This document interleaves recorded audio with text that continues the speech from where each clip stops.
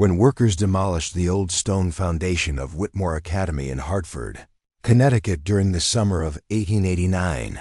They expected to find nothing more than decades of accumulated debris and perhaps some forgotten school supplies.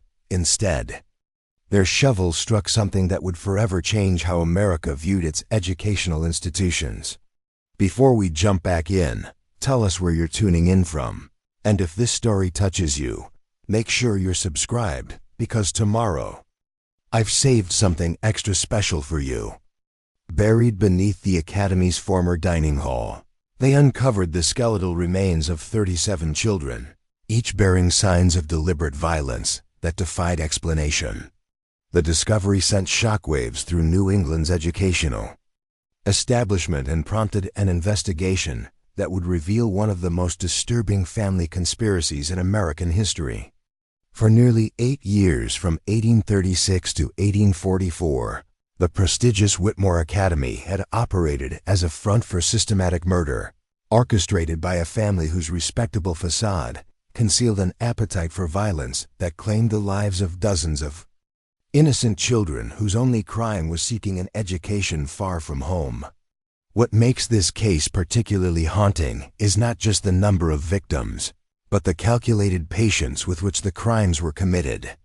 The Fletcher family, who owned and operated Whitmore Academy, had created what appeared to be the perfect educational institution, while methodically eliminating students whose disappearances could be easily explained by the social conventions of the era.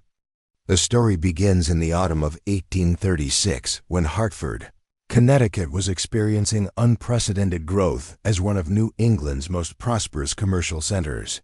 The city's location along the Connecticut River had made it a crucial hub for trade and manufacturing, attracting wealthy merchants and industrialists who demanded the finest educational opportunities for their children. The demand for quality boarding schools had never been higher, as successful families throughout the region sought institutions that could provide their sons and daughters with the classical education necessary for maintaining their social status and business connections. Into this environment stepped Thomas Fletcher, a man whose appearance and credentials seemed perfectly suited to the educational needs of Hartford's elite families.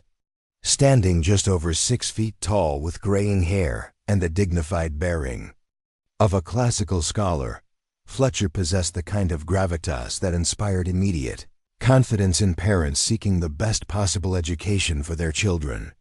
His credentials appeared impeccable. He claimed to have studied at Harvard College, though records from that institution would later prove impossible to verify, and he possessed an extensive knowledge of Latin, Greek, mathematics, and natural philosophy that impressed even the most educated parents during their initial meetings. Fletcher's wife, Margaret, complimented her husband's scholarly demeanor with the refined social graces expected of a headmaster's wife in New England's educational circles. She possessed the kind of quiet elegance that suggested breeding and education, speaking French fluently and demonstrating an intimate knowledge of literature, music, and the domestic arts that would be essential for educating young ladies of good families. Her gentle manner and apparent devotion to children's welfare made her particularly effective at reassuring concerned parents, who might otherwise hesitate to entrust their precious children to strangers. Their eldest son, Samuel, aged 28, when the academy opened, served as the school's disciplinarian and athletics instructor. His military bearing and stern demeanor created the impression of a man capable of maintaining order among even the most unruly students, while his knowledge of mathematics and natural sciences qualified him to teach the more advanced courses required for preparing students for university admission. Parents appreciated his no-nonsense approach to education and his obvious commitment to producing well-disciplined, academically prepared graduates. The youngest family member involved in the school's operation was their daughter, Carolyn, aged 24, who served as the academy's music instructor and supervisor of female students. Her accomplishments on the piano and her sweet soprano voice made her popular among the students, while her apparent maternal instincts reassured parents that their daughters would receive appropriate guidance and protection during their time away from home. Caroline's youth and beauty also made her valuable for attracting families who might otherwise have concerns about the social development of their children in an institutional setting.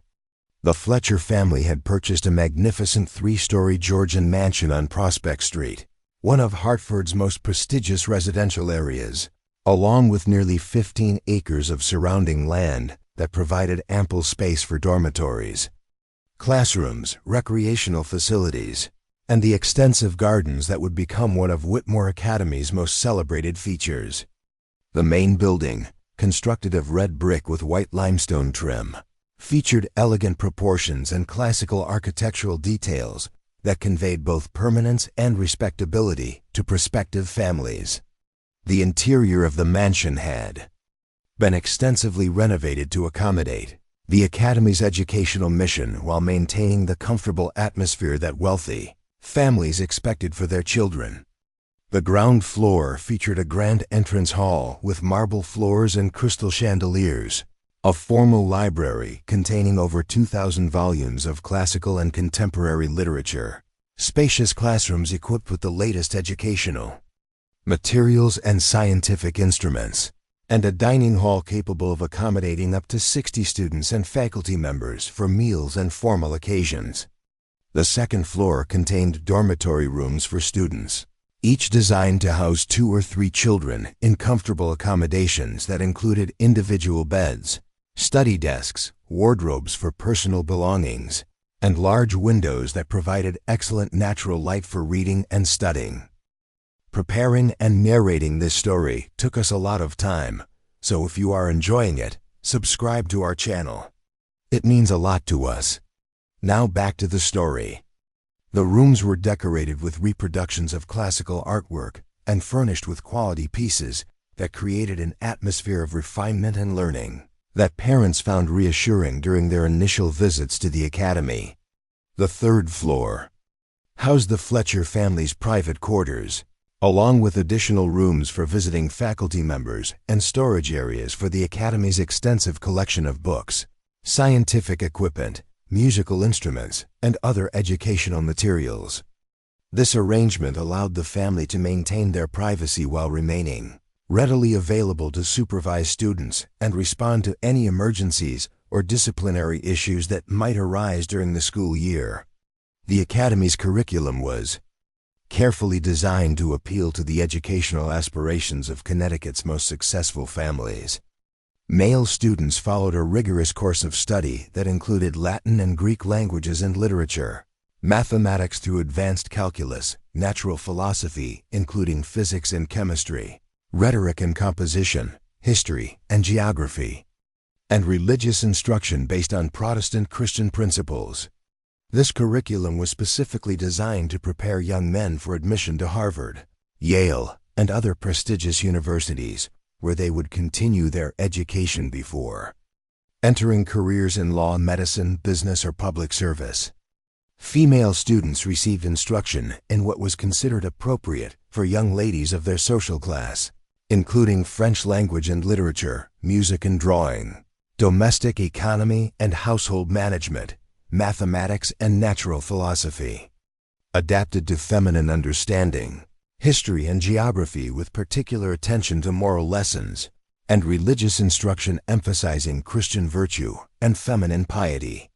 While less rigorous than the male curriculum, this education was considered excellent preparation for the social and domestic responsibilities that these young women would assume as wives and mothers in America's emerging upper class. The Academy's reputation spread quickly throughout New England as word of the Fletcher family's educational excellence reached families in Boston, New York, Providence, and other major cities. Parents were particularly impressed by the personal attention that each student received, the small class sizes that ensured individual instruction, the beautiful and healthy environment that promoted both physical and intellectual development, and the obvious dedication of the Fletcher family to their students' welfare and success. Tuition at Whitmore Academy was substantial, reflecting both the quality of education provided and the exclusive nature of the student body. Families paid nearly $200 per year for each child, an amount that represented a significant investment even for wealthy merchants and professionals, but one that seemed justified by the superior educational opportunities and social connections that academy graduates would enjoy throughout their lives. This high tuition also served the Fletcher family's criminal purposes by ensuring that their students came from families with substantial financial resources that could be exploited through their carefully planned schemes. The first students arrived at Whitmore Academy in September 1836, a group of 22 children ranging in age from 8 to 16, representing some of New England's most prominent families. Among them was Jonathan Worthington, the 12-year-old son of a Boston shipping magnate, whose family had sent him to Hartford specifically because of the Academy's reputation for preparing students for Harvard College. His parents, Charles and Elizabeth Worthington, had been particularly impressed by Thomas Fletcher's scholarly credentials and his promise to provide their son with the classical education necessary for success in America's competitive commercial environment. Also among the first students was Rebecca Morrison, aged 14, daughter of a successful Providence textile manufacturer who sought the kind of refined education that would prepare her for marriage into one of Rhode Island's established merchant families. Her father, David Morrison, had been attracted to Whitmore Academy because of Margaret Fletcher's reputation as an accomplished lady, capable of teaching the social graces and domestic skills that his daughter would need to maintain her family's social position. The Fletcher family's approach to their students during this initial period seemed to confirm every positive impression that parents had formed during their preliminary visits. The children received excellent instruction in all subjects, participated in wholesome recreational activities that promoted both physical health and moral development, and were treated with the kind of individual attention and care that their families had been promised. Letters home during the first few months of operation were filled with enthusiasm for their studies, praise for their teachers, and genuine happiness with their new environment. However, beneath this facade of educational excellence, the Fletcher family was already implementing the preliminary stages of their criminal enterprise. They had begun the careful process of evaluating each student's family situation, financial resources, and personal circumstances to identify those children who could disappear without triggering immediate investigations or unwanted attention from law enforcement authorities.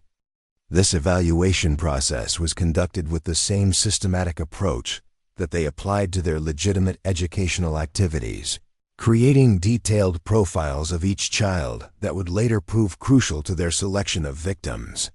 Thomas Fletcher's role in this evaluation process involved gathering information about each family's business interests, financial resources, social connections, and potential for pursuing investigations if their children were to disappear under suspicious circumstances. He accomplished this through careful questioning during his correspondence with parents, casual conversations with visiting relatives, and research into public records and newspaper accounts that revealed details about each family's circumstances and social standing. Margaret Fletcher focused on understanding each child's personal situation, including their relationships with family members, their emotional stability and independence, their likelihood of being believed if they reported suspicious activities, and their potential value both as victims and as sources of information about their family's resources. She was particularly effective at gaining the confidence of homesick or troubled children who might be vulnerable to manipulation or less likely to be taken seriously if they attempted to report concerning behavior. Samuel Fletcher's evaluation process concentrated on each child's physical capabilities, their potential for resistance if threatened or attacked, their knowledge of the local area and potential escape routes, and their relationships with other students who might serve as witnesses or accomplices in future criminal activities. His military background made him particularly effective at assessing tactical considerations that would be important when the family eventually decided to act against selected victims. Caroline Fletcher's role involved monitoring the students, correspondence with their families, identifying patterns in communication that could be exploited to mask future disappearances, and developing the kind of personal relationships with vulnerable students that would make them easier to isolate and control when the time came for the family to implement their criminal plans. Her position as music instructor gave her access to students during private lessons where she could engage in personal conversations without arousing suspicion. By the spring of 1837, the Fletcher family had identified their first potential victims among the student body. These children shared certain characteristics that made them particularly suitable for the family's purposes. They came from families whose business interests might prevent them from pursuing lengthy investigations. They had personal qualities that made them less likely to be immediately missed if they disappeared. They possessed limited knowledge of the local area that would make escape difficult if they became suspicious of the family's intentions. And they had access to family resources that could be exploited through carefully planned deceptions. The first victim was selected with the same care and precision that the Fletcher family applied to all aspects of their operation.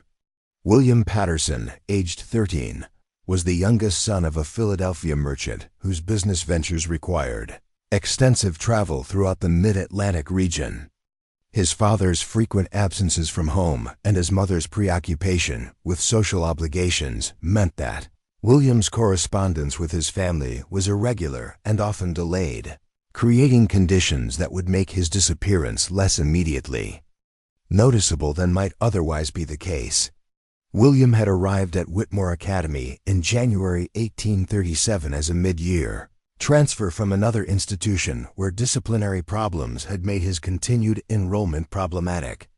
His reputation as a difficult student provided the Fletcher family with a ready explanation for any future disciplinary actions they might need to take, while his troubled relationship with his parents made it unlikely that they would immediately suspect foul play if he were to disappear under circumstances that suggested he had run away from school.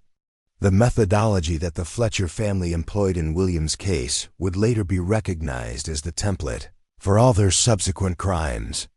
They began by gradually isolating him from other students through a series of disciplinary measures that appeared reasonable and appropriate to casual observers, but served to make him increasingly dependent on the family for social contact and emotional support. These measures included restrictions on his participation in recreational activities, limitations on his correspondence with family and friends, assignment to solitary study periods that separated him from his classmates, and extra duties that kept him occupied during times when other students were engaged in social activities. As William became increasingly isolated and dependent, Caroline Fletcher began to show him special attention and sympathy, presenting herself as his only ally. In an environment that seemed increasingly hostile and restrictive, she encouraged him to confide his frustrations and fears, assured him that his problems were temporary and could be resolved through cooperation with the family's guidance, and gradually convinced him that his best interests lay in trusting her completely and following her advice in all matters related to his education and personal conduct. The final phase of William's case began in late April 1837, when the Fletcher family informed other students that he had been sent home due to a serious disciplinary infraction that made his continued enrollment impossible. This explanation seemed plausible to his classmates, who had observed his increasing isolation and apparent behavioral problems, and was accepted without question by parents, who had been prepared for such possibilities by the Academy's reputation for maintaining high standards of conduct and academic performance. In reality, William Patterson had been murdered by the Fletcher family using methods that would later be refined and systematized as their criminal enterprise expanded to include dozens of additional victims over the following 7 years of operation. The disappearance of William Patterson marked the beginning of what would become the most methodical killing operation ever documented within an American educational institution. The Fletcher family had learned valuable lessons from their first murder, and they immediately began refining their techniques to minimize risk, while maximizing both their control over future victims and their ability to profit from each carefully planned death. Thomas Fletcher understood that their success depended entirely on maintaining the Academy's sterling reputation, while simultaneously identifying and eliminating students whose absence could be explained through believable cover stories. He developed an elaborate system for categorizing students based on their vulnerability, their family's likely response to their disappearance, and their potential value as victims. Each new enrollment was evaluated using criteria that had nothing to do with education and everything to do with murder. The most desirable victims were children from families experiencing financial difficulties, personal tragedies, or business reversals that might prevent them from pursuing thorough investigations. Thomas paid particular attention to families where recent deaths, divorces, or commercial failures had created instability that could be exploited. He also sought students whose parents traveled extensively for business, lived in distant locations where communication was slow and unreliable, or had reputations for eccentricity that might make their concerns about missing children seem less credible to authorities. Margaret Fletcher's role evolved into something far more sinister than anyone could have imagined from observing her gentle demeanor with students. She became the family's expert in psychological manipulation, developing techniques for identifying emotionally vulnerable children and gradually breaking down their resistance to authority. Her approach was devastatingly effective because it appeared to be motivated by genuine maternal concern while actually serving to isolate victims and prepare them for elimination. The process typically began with Margaret identifying students who displayed signs of homesickness, academic struggles, or social difficulties that made them dependent on adult guidance and support. She would then begin offering these children special attention, private conversations about their problems, and promises that their difficulties could be resolved through cooperation and trust. These conversations allowed her to gather detailed information about each child's family relationships, personal fears, and emotional vulnerabilities that could later be exploited during the final stages of their victimization. Samuel Fletcher's contributions to the family enterprise reflected his military background and his understanding of tactics, logistics, and violence. He was responsible for the physical aspects of their operation, including the construction of specialized facilities within the Academy building, the development of methods for restraining and killing victims without alerting other students or staff members, and the disposal of bodies in ways that would prevent discovery and identification. The Academy's basement had been extensively modified under Samuel's supervision to create what amounted to a private torture chamber and execution facility.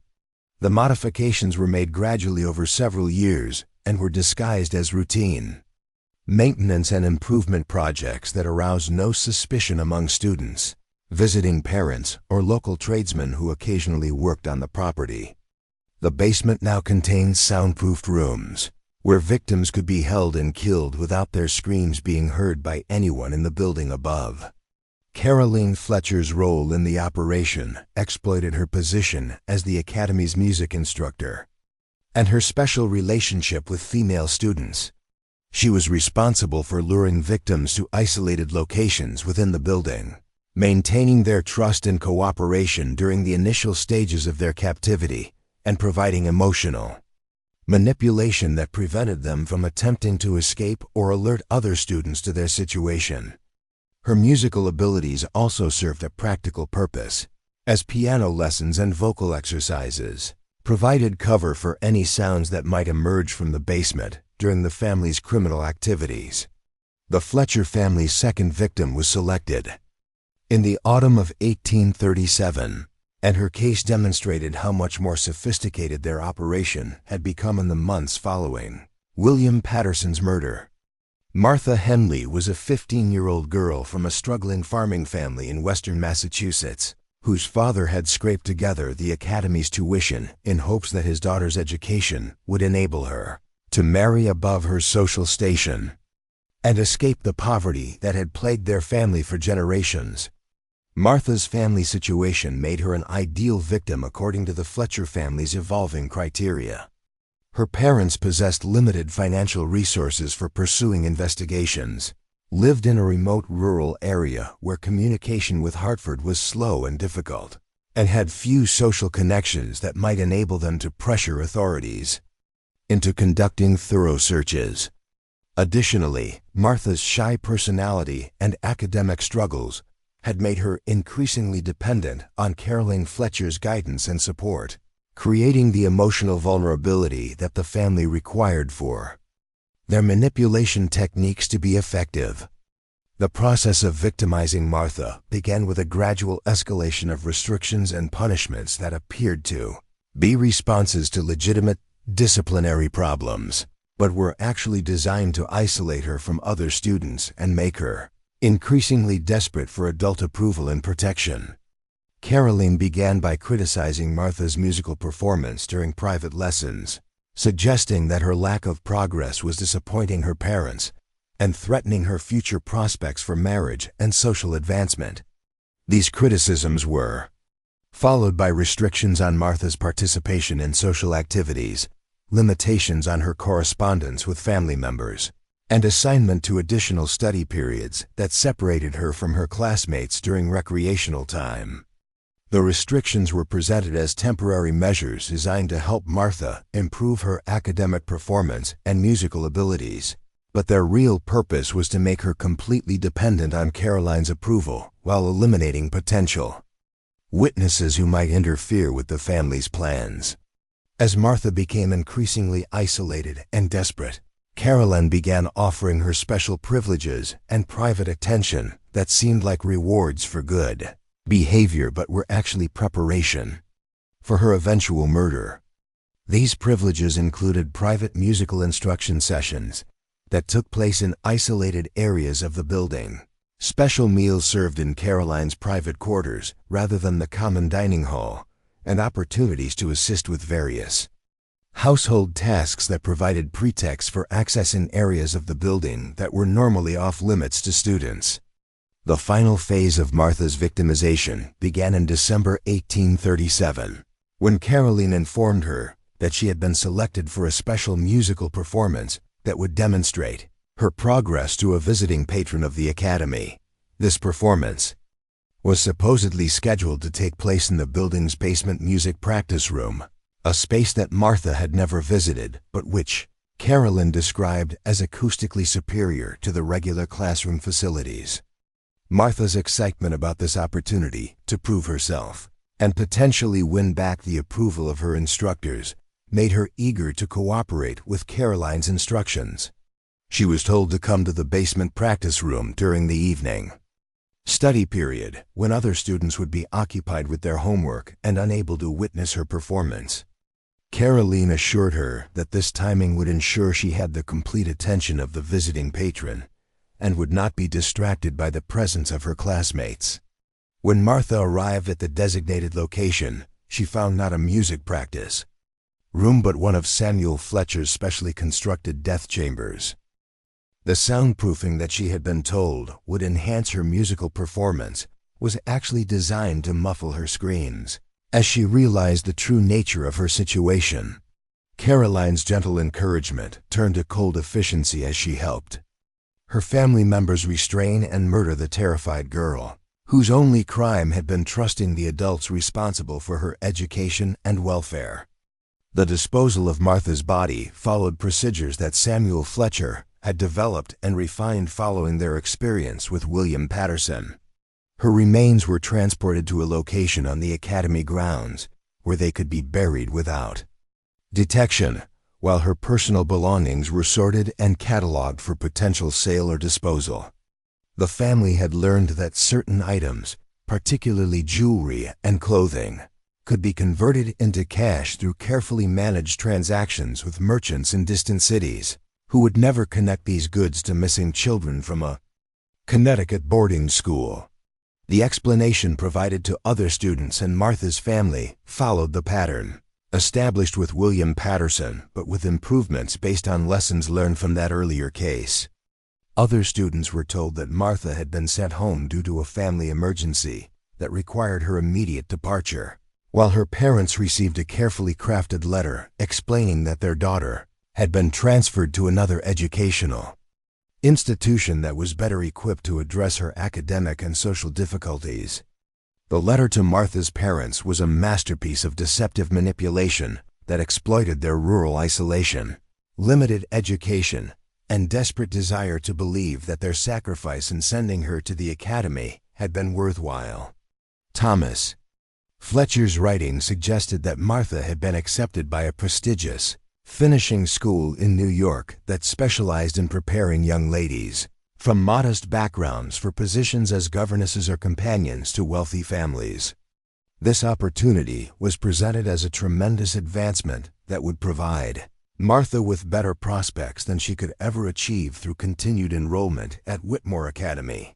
The letter included detailed explanations of why Martha had been unable to write to them personally before her departure, supposedly due to the urgent nature of the transfer and her need to begin her new studies immediately.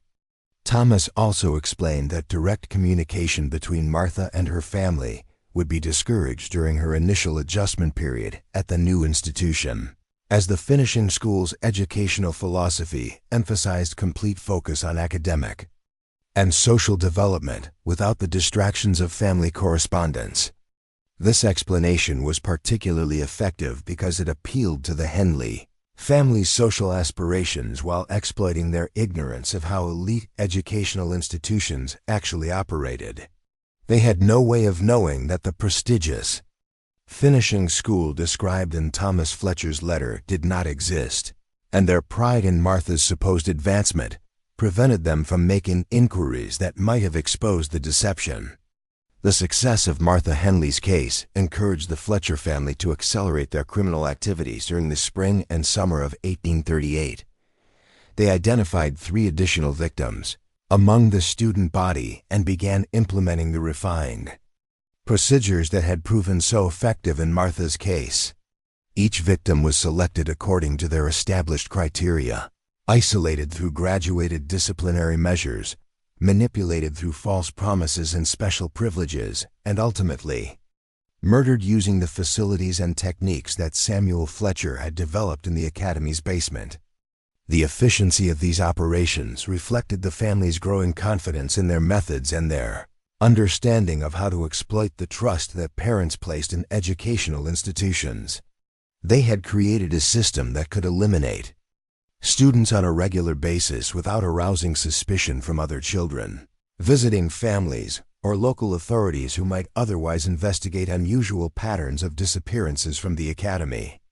By the end of 1838, the Fletcher family had murdered 6 students and had begun to establish the network of accomplices and business relationships that would enable them to expand their operation beyond the confines of Whitmore Academy. They had developed contacts with merchants in Boston, New York, and Philadelphia who would purchase valuable items taken from their victims, forgers who could create false documents to support their cover stories, and even corrupt officials who could be bribed to suppress investigations or redirect inquiries away from the academy.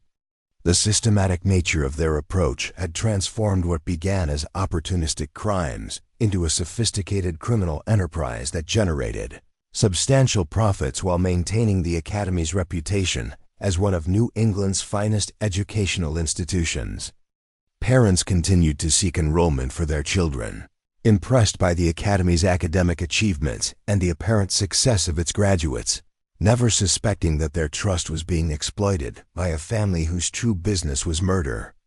The Fletcher family's confidence in their murderous enterprise reached new heights during the spring of 1839, when they realized that their systematic approach to killing students could be expanded beyond the confines of Whitmore Academy. Thomas Fletcher had begun corresponding with educators and administrators at other boarding institutions throughout New England, ostensibly to discuss academic standards and curriculum development, but actually to identify potential partners who might be willing to participate in similar criminal activities.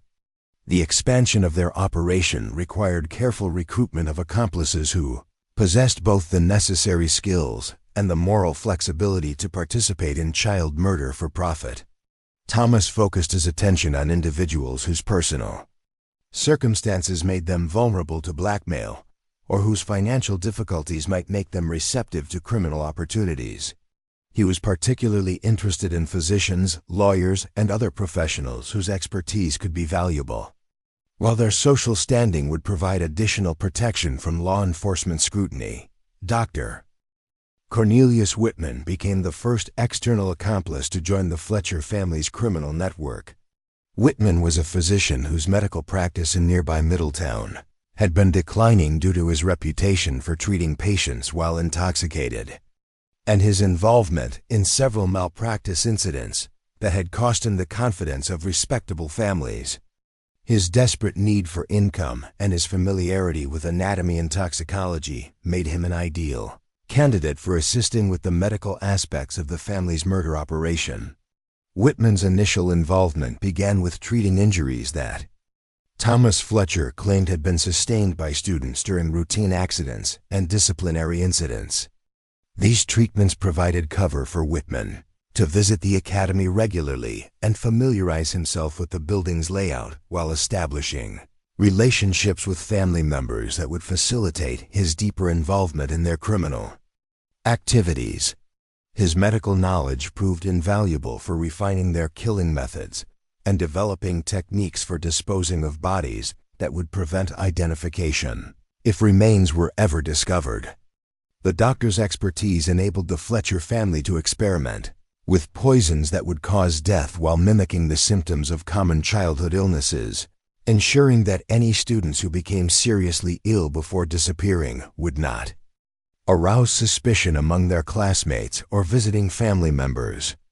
Whitman also provided instruction in anatomy that helped Samuel Fletcher improve his body disposal techniques, teaching him how to dismember corpses efficiently and which body parts were most likely to be identified if discovered by accident. Attorney Benjamin Morse represented another crucial addition to the Fletcher family's network of accomplices. Morse was a Hartford lawyer whose gambling debts and questionable business practices had damaged his reputation among the city's legal community, making him desperate for any source of income that might restore his financial stability.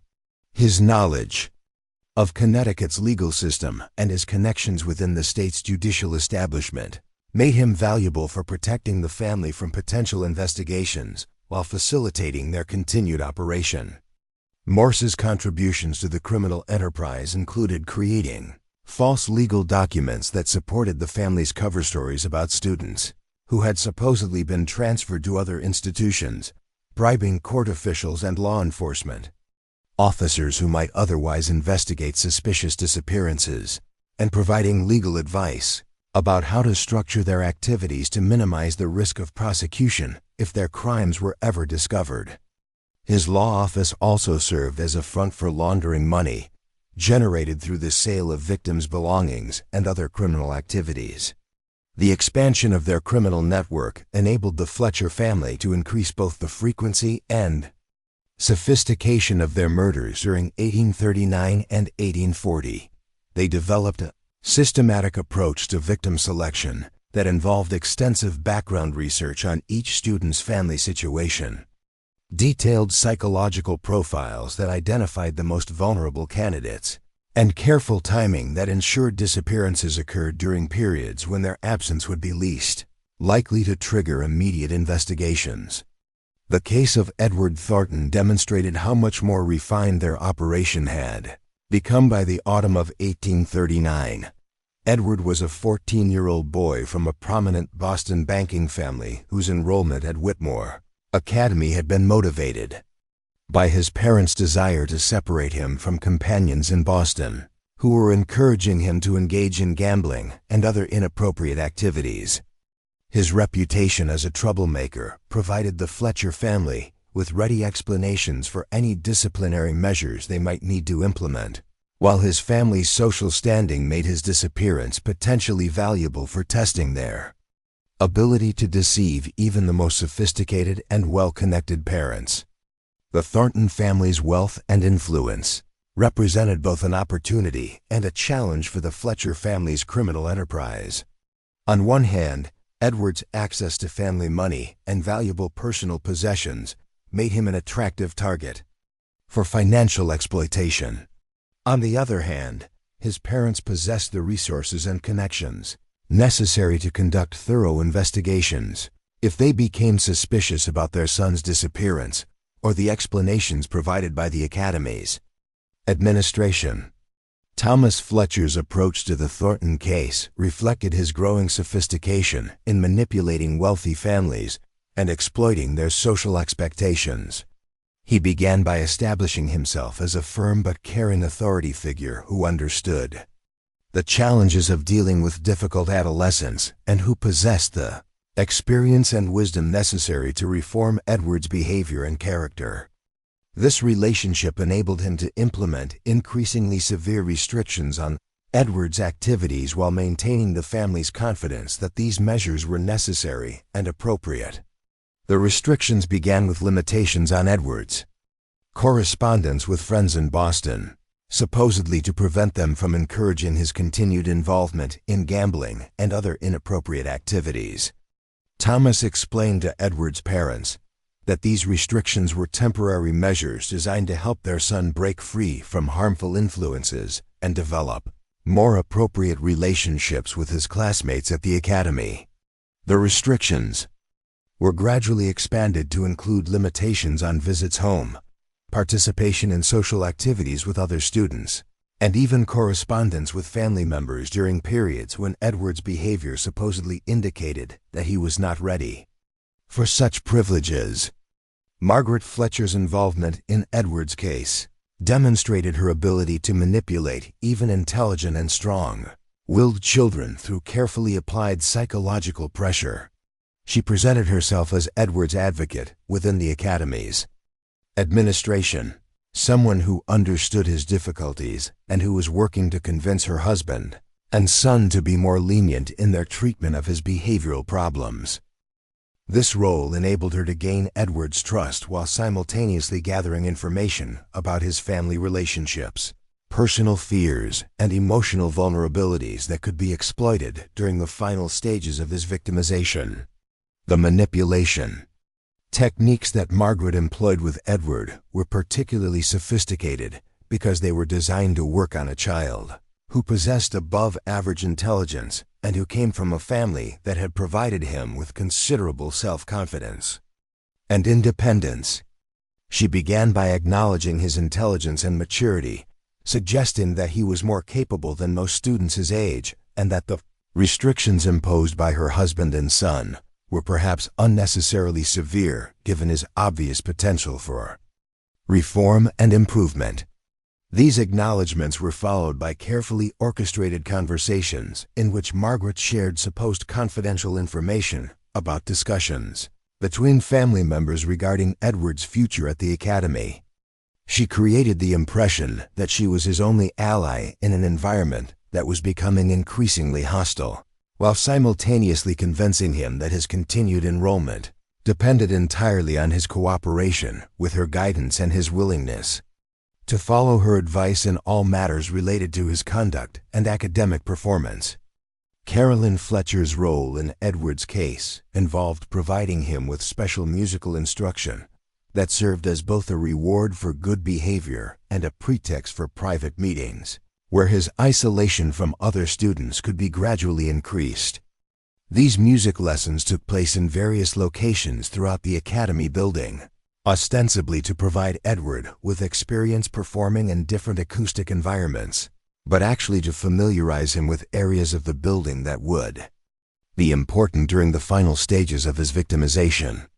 The lessons were scheduled during times when other students were occupied with regular classes or study periods, ensuring that Edward's movements around the building would not be observed by potential witnesses who might later remember his activities or provide information to investigators.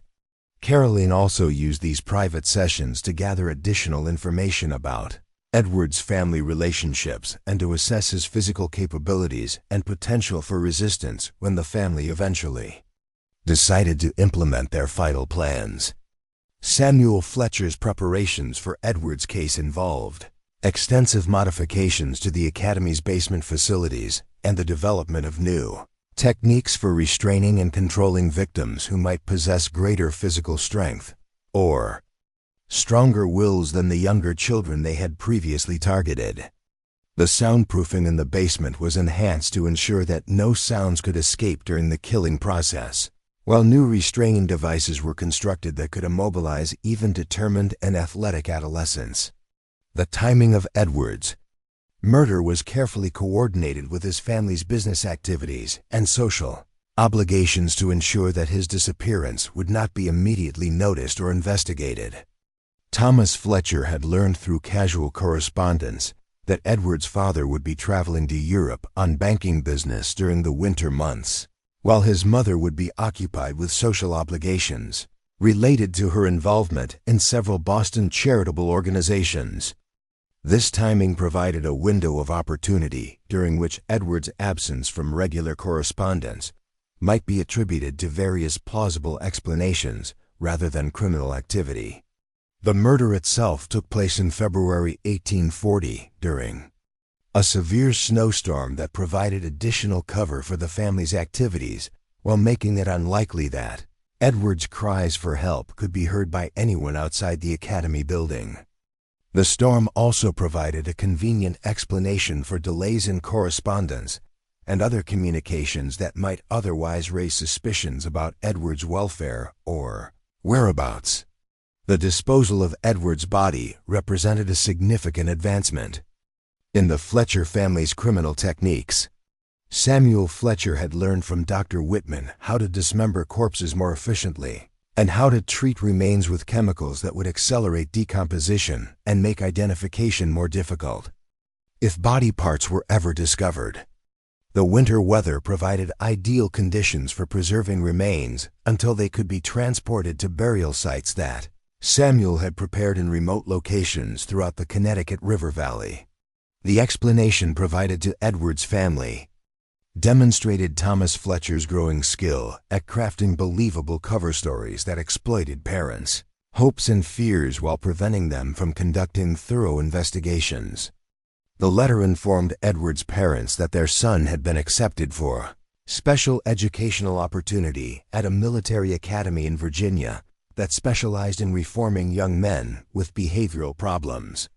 This opportunity was presented as a tremendous advancement that would provide Edward with the discipline and structure he needed while preparing him for a successful career in the military or related fields. The military academy story was particularly effective because it appealed to the Thornton family's desire to see their son reformed, while providing logical explanations for why direct communication would be limited during his initial adjustment. Military institutions were known for restricting correspondence during training periods, and parents were expected to accept these limitations as necessary for their children's development and success. The Fletcher family's reign of terror might have continued indefinitely had it not been for the arrival of 17-year-old Daniel Whitmore in September 1843. Daniel possessed qualities that made him fundamentally different from the carefully selected victims who had disappeared from Whitmore Academy over the previous 7 years. He came from a stable family with extensive political connections throughout Connecticut, possessed exceptional intelligence and maturity for his age, and maintained regular correspondence with relatives who would immediately notice any disruption in communication patterns. Daniel's enrollment at the academy had been motivated by his family's desire to provide him with the finest classical education available before his anticipated admission to Yale College the following year. His father, Judge Harrison Whitmore, served on Connecticut's Supreme Court and maintained friendships with governors, senators, and other political figures whose influence could bring significant pressure to bear on any investigation involving his son's welfare. His mother, Catherine Whitmore, came from a prominent Hartford family with business interests throughout New England and social connections that enabled her to mobilize resources quickly if circumstances required immediate action. The Whitmore family's wealth and prominence should have immediately disqualified Daniel from consideration as a potential victim, according to the Fletcher family's established selection criteria. However, by 1843, their criminal enterprise had become so successful and profitable that Thomas Fletcher had grown overconfident in his ability to manipulate even the most sophisticated families and eliminate any student whose presence might threaten their continued operation. The systematic nature of their crimes had also created logistical pressures that influenced their decision-making in ways that prioritized operational efficiency over careful victim selection. The Academy's enrollment had grown to nearly 80 students by 1843, creating a larger pool of potential victims but also making it more difficult to maintain the careful surveillance and control techniques that had enabled their earlier successes. The presence of so many students also increased the risk that witnesses might observe suspicious activities or notice patterns that could expose the family's criminal activities. Daniel's intelligence and observational skills became apparent within days of his arrival at the Academy. Unlike younger or less sophisticated students who might accept unusual restrictions or explanations without question, Daniel immediately began noticing inconsistencies in the stories he heard about former students who had supposedly transferred to other institutions or been sent home for disciplinary reasons. His legal training, acquired through informal study with his father and other judicial figures, had taught him to evaluate evidence critically and to recognize when explanations contained logical contradictions or factual impossibilities. The first indication that Daniel might pose a threat to the Fletcher family's operation came during his second week at the Academy, when Caroline Fletcher attempted to engage him in the kind of personal conversation that she typically used to gather information about students' family situations and emotional vulnerabilities. Daniel's responses were polite but carefully limited, providing only the information that would be available through normal social interaction while avoiding the personal details that Carolyn needed to assess his suitability as a potential victim. More troubling from the family's perspective was Daniel's habit of asking direct questions about Academy policies and procedures that seemed designed to test the consistency of their explanations rather than simply gather routine information. When Caroline explained that certain areas of the building were restricted to prevent students from disturbing important academic materials, Daniel inquired about the specific nature of these materials and why they could not be secured in ways that would allow normal access to all areas of the building. Daniel's questions about former students were particularly concerning because they demonstrated both his intelligence and his growing suspicion that something was fundamentally wrong with the explanations he was receiving.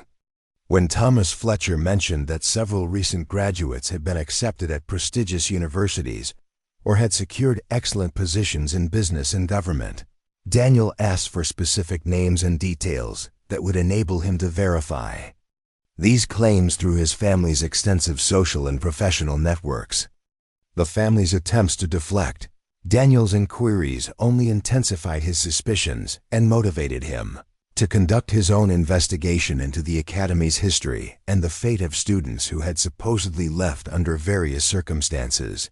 His approach to this investigation reflected both his legal training and his understanding that any evidence he gathered would need to be convincing to skeptical authorities, who might initially be inclined to dismiss his concerns as the imaginings of a homesick or troubled student. Daniel began by maintaining detailed written records of all conversations with faculty members, documenting the dates, locations, and specific content of discussions about Academy policies, former students, and administrative procedures.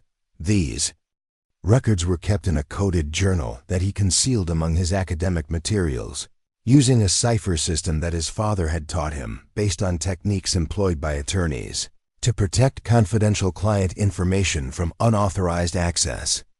His investigation expanded to include careful observation of the Fletcher family's daily routines, noting patterns in their movements throughout the building, and identifying times when various family members conducted activities that seemed inconsistent with their stated responsibilities. Daniel paid particular attention to nighttime activities, using his dormitory room's location near a main staircase to monitor sounds and movements that occurred after other students had gone to sleep. The breakthrough in Daniel's investigation came in November 1843, when he discovered physical evidence that confirmed his growing suspicions about the Academy's true nature. While exploring areas of the building during a period when classes were suspended for a religious holiday, Daniel found a hidden compartment in the basement that contained personal belongings, clearly belonging to former students who had supposedly left the Academy months or years earlier. The items included jewelry, clothing, books, and personal letters that no student would voluntarily abandon, particularly pieces that obviously held sentimental value or represented significant financial investments by their families. Most disturbing were several pieces of jewelry that Daniel recognized from descriptions in letters he had received from friends whose siblings had attended the Academy and had supposedly transferred to other institutions, under circumstances that were now revealed to be fabrications. Among the hidden items, Daniel discovered a gold locket containing photographs of two young children, along with a letter from their mother expressing concern about not hearing from her daughter, who was supposedly attending Whitmore Academy. The letter was dated more than 2 years earlier, and Daniel realized that the girl in question had been among the students whose supposed transfer to another institution had been mentioned by Thomas Fletcher as an example of the Academy's success in placing troubled students in more appropriate educational environments. Daniel's discovery of additional hidden chambers in the Academy's basement revealed the full scope of the Fletcher family's criminal activities and provided him with the physical evidence necessary to convince authorities that systematic murder had been taking place at the institution for several years. The chambers contained not only personal belongings from dozens of victims, but also equipment and facilities that had obviously been designed for restraining and killing human beings. The soundproofing materials, restraining devices, drainage systems, and chemical supplies that Daniel found in these hidden areas left no doubt about their intended purpose. More horrifying was his discovery of detailed records maintained by the Fletcher family that documented their victims with the same precision that legitimate businesses applied to their commercial transactions. These records included names, dates, methods of murder, and financial information about profits generated from each killing.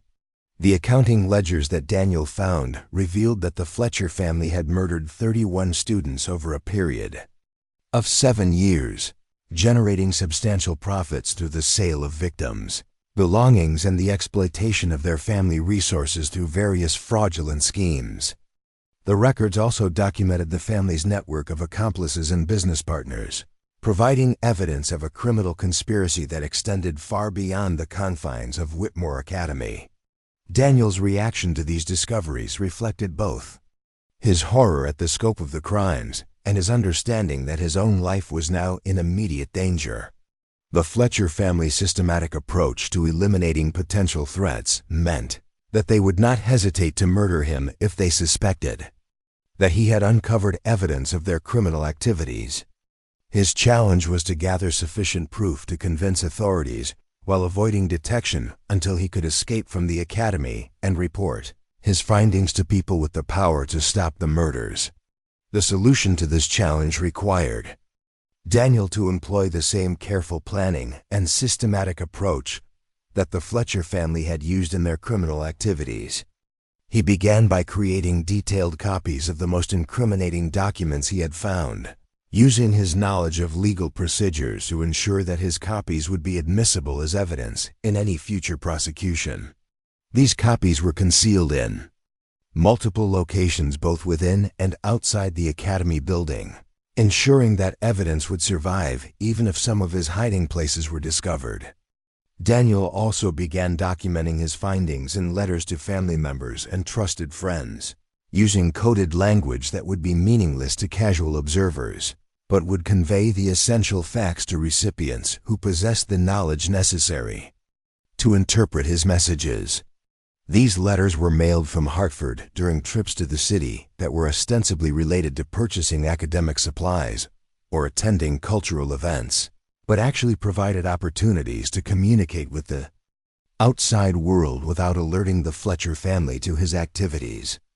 The most crucial aspect of Daniel's strategy involved timing his escape from the academy to coincide with circumstances that would maximize the likelihood of his survival and minimize the Fletcher family's opportunities to eliminate him before he could report his discoveries to authorities. He realized that any obvious attempt to leave the academy would immediately alert the family to his knowledge of their crimes and would trigger their standard procedures for eliminating threats to their operation. Instead, Daniel planned to create the impression that he was suffering from a serious illness that required immediate medical attention from physicians outside the academy. This strategy would provide a legitimate reason for his departure while making it difficult for the Fletcher family to prevent his removal without arousing suspicion from his family or other authorities. He began by simulating symptoms of various ailments during his regular activities, gradually building a medical history that would support his eventual claim that specialized treatment was necessary.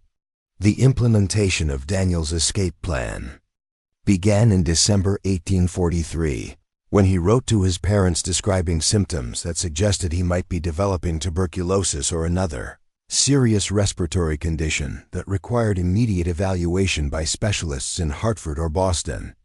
The letter was carefully crafted to create sufficient alarm to motivate his parents to remove him from the academy immediately, while avoiding language that might suggest he was attempting to escape from the school for reasons unrelated to his health.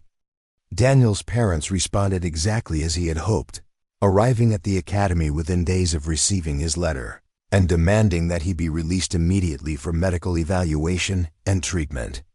Their wealth, social standing, and political connections made it impossible for the Fletcher family to refuse this request without creating the kind of public controversy that might attract unwanted attention to their operation. However, Thomas Fletcher's obvious reluctance to allow Daniel's departure and his attempts to convince the Whitmore family that their son's condition was not serious enough to require immediate removal confirmed Daniel's suspicions about the danger he faced. The journey from Whitmore Academy to the Whitmore family home in Hartford provided Daniel with his first opportunity to reveal his discoveries to people who possessed both the authority and the resources necessary to stop the Fletcher family's criminal activities. His initial conversations with his parents were necessarily cautious, as he realized that his claims about systematic murder at a prestigious educational institution would seem incredible to people who had no reason to suspect such activities. Daniel's approach to convincing his parents reflected his understanding of legal procedures and evidentiary standards that would be required to support prosecution of the Fletcher family. Rather than beginning with accusations of murder, he presented them with physical evidence he had smuggled out of the academy, including personal belongings that obviously belonged to former students and documents that contradicted the official explanations for their departures. The impact of this evidence on Judge Whitmore was immediate and decisive. His legal experience enabled him to recognize the significance of the materials that Daniel had gathered, while his knowledge of Connecticut's political and judicial systems provided him with the contacts necessary to initiate an immediate investigation. Within hours of Daniel's arrival at the family home, Judge Whitmore had contacted state authorities and begun organizing the comprehensive law enforcement response that would finally expose the full scope of the Fletcher family's crimes. The investigation that followed Daniel's escape from Whitmore Academy would prove to be one of the most extensive criminal inquiries in Connecticut's history, involving dozens of law enforcement officers, judicial officials, and expert witnesses. who worked to document the evidence necessary for prosecuting the Fletcher family and their accomplices. The physical evidence that Daniel had discovered provided the foundation for this investigation, while his detailed records and testimony enabled authorities to understand the systematic nature of the crimes and the sophisticated methods that had enabled them to continue undetected for so many years. The Connecticut State Marshal's Office mobilized the largest criminal investigation in the state's history when Judge Whitmore presented Daniel's evidence in January 1844. Marshal Robert Caldwell assembled a team of 20 officers, 3 physicians, and 2 prosecutors to conduct a comprehensive examination of Whitmore Academy and investigate the disappearances that Daniel had documented through his courageous intelligence gathering. The raid on the academy took place at dawn on January 15, 1844, catching the Fletcher family completely unprepared for the overwhelming law enforcement response that surrounded their building. Thomas Fletcher attempted to maintain his dignified, scholarly facade when officers presented their search warrant, but his nervous demeanor and obvious attempts to restrict access to certain areas of the building immediately confirmed the investigators' suspicions that they would find evidence of criminal activity. The basement chambers that Daniel had discovered yielded physical proof that exceeded even the most pessimistic expectations of the investigating officers. The hidden rooms contained personal belongings from dozens of victims, detailed accounting, records documenting each murder, and specialized equipment that left no doubt about the Fletcher family's systematic approach to killing their students. The soundproofing, restraining devices, and chemical supplies provided unmistakable evidence of premeditated murder conducted with businesslike efficiency. Margaret Fletcher's composure cracked completely when investigators discovered her personal journal containing psychological profiles of victims and detailed notes about manipulation techniques she had developed for isolating vulnerable children. Her writings revealed a woman who had treated this systematic murder of children as an intellectual challenge to be solved through careful study and continuous refinement of her methods. Samuel Fletcher's military bearing abandoned him entirely. When officers found his construction diagrams and technical notes describing the basement modifications he had designed for imprisoning and killing victims, his documentation included detailed measurements, materials lists, and performance evaluations that treated the murder of children as an engineering problem requiring technical solutions and ongoing improvements. Caroline Fletcher attempted to maintain her sweet, innocent demeanor, even as investigators uncovered evidence of her role in luring victims to their deaths through false promises and manipulative conversations. Her music instruction materials included coded notes about which students showed signs of vulnerability and detailed plans for isolating them from potential witnesses during their final days at the academy. The exhumation of remains from burial sites identified through the Fletcher family's records required months of careful archaeological work that ultimately recovered the bodies of 37 children, whose disappearances had been explained through the family's elaborate deceptions. The condition of the remains provided forensic evidence about methods of murder that corroborated Daniel's discoveries and the family's own documentation of their crimes. Dr. Cornelius Whitman was arrested at his Middletown practice and immediately confessed to his role in the conspiracy, providing testimony that revealed the full extent of the criminal network that had enabled the Fletcher family's operation. His detailed knowledge of their methods and his records of payments received for his services provided crucial evidence about the systematic nature of the crimes and the profits generated through each murder. Attorney Benjamin Morse attempted to flee Connecticut when news of the investigation became public, but was captured in New York and returned to face charges as an accomplice to multiple murders. His law office yielded documents that revealed the scope of the corruption necessary to maintain the Fletcher family's operation, including evidence of bribes paid to officials and forged legal documents used to support false explanations for student disappearances. The trial began in May 1844 in Hartford's largest courthouse, with proceedings that attracted national attention from newspapers throughout the United States. The systematic nature of the crimes and the shocking betrayal of parental trust represented by the Fletcher family's operation created public outrage that demanded the most severe punishment available under Connecticut law. Daniel Whitmore's testimony provided the foundation for the prosecution's case, with his detailed observations and carefully documented evidence establishing the timeline and methods used by the Fletcher family. His courage in investigating the crimes and risking his own life to gather proof earned him recognition as a hero whose actions had prevented countless additional murders. The physical evidence recovered from the Academy basement created a compelling visual presentation that filled the courtroom and provided tangible proof of the scope of the Fletcher family's crimes. The personal belongings of 37 victims created an emotional impact that made the abstract concept of systematic murder horrifyingly real for jury members and spectators. The accounting ledgers maintained by the Fletcher family proved particularly damaging because they demonstrated the businesslike approach that had guided their selection and elimination of victims. The detailed financial records showed that they had treated the murder of children as a commercial enterprise, designed to generate maximum profits with minimal risk of detection. The jury deliberated for less than 3 hours before returning guilty verdicts against all 4 Fletcher family members for multiple counts of first-degree murder. The speed of their decision reflected both the overwhelming nature of the evidence and their revulsion at crimes that violated every principle of civilized society and parental trust. Judge Samuel Harrison sentenced Thomas, Margaret Samuel, and Caroline Fletcher to death by hanging, making them the first family unit to receive capital punishment for systematic murder in Connecticut's legal history.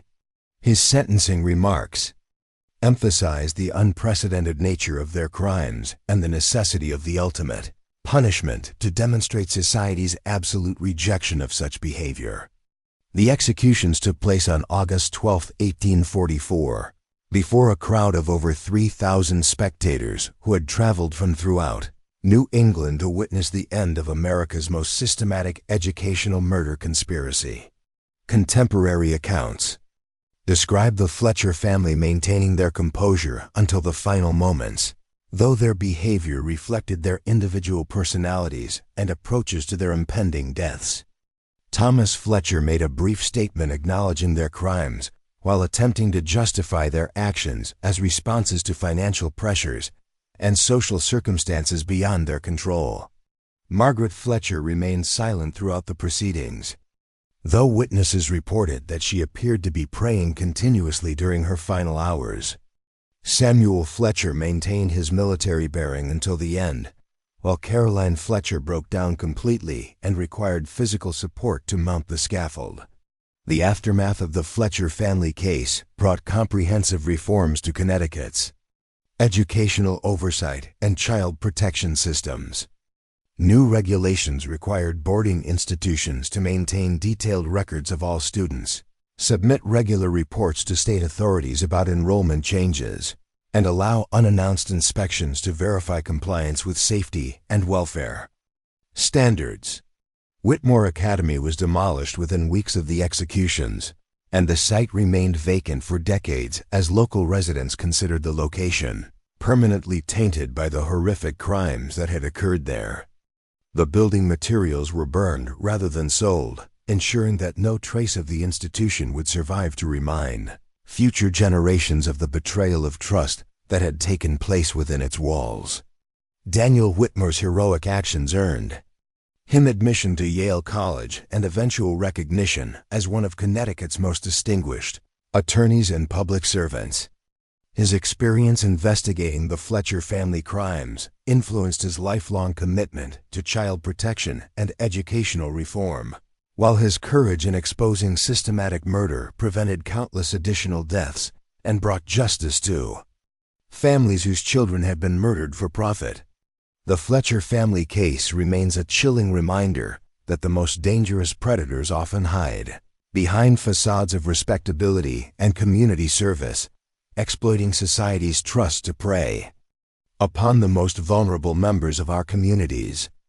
Their systematic approach to murder and their ability to maintain their crimes for nearly 8 years demonstrates the importance of vigilant oversight and the courage of individuals like Daniel Whitmore, who refuse to ignore evidence of systematic abuse and murder. Up next, you've got 2 more standout stories right on your screen. If this one hit the mark, you won't want to pass these up. Just click and check them out.